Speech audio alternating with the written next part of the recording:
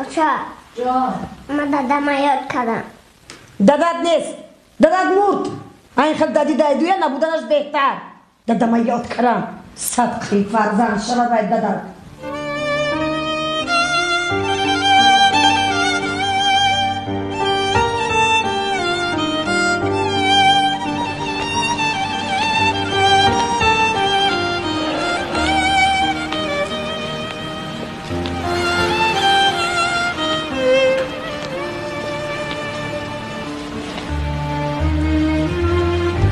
آنوش چایتا؟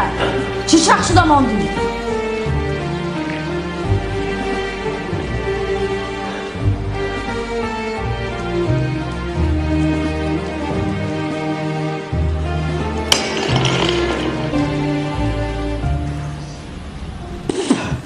ای خدا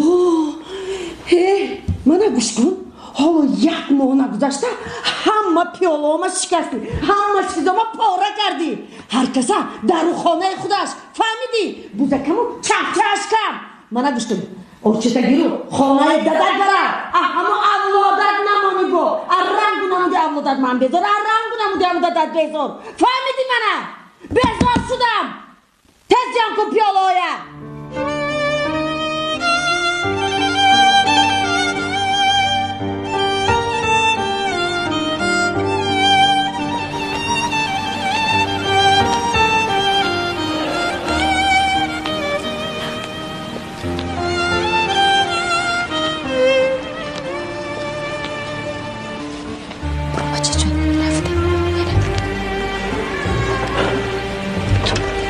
بچه جون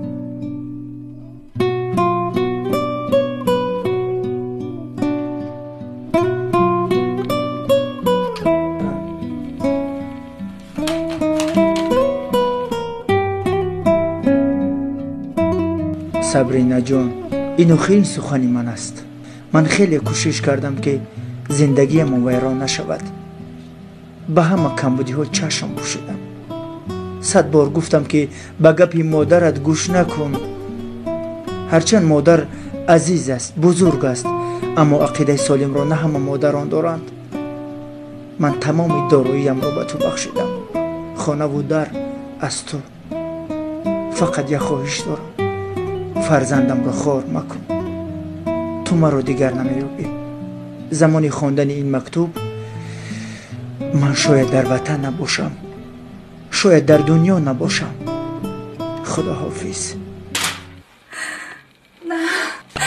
نه نبایدم بشو آجا جان این چی گوری کردنگی بود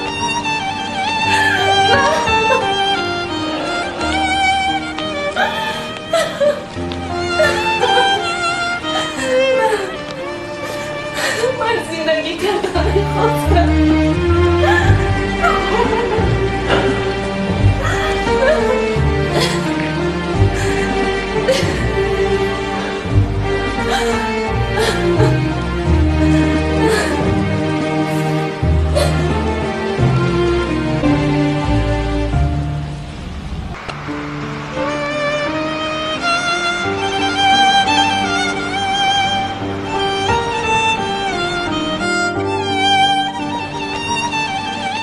مادران عزیز، برای زندگی آسایشته دخترانتان درست اندیشه نمایید. طفلکان را زنده یتیم نسازید. پشیمانی ندارد سود.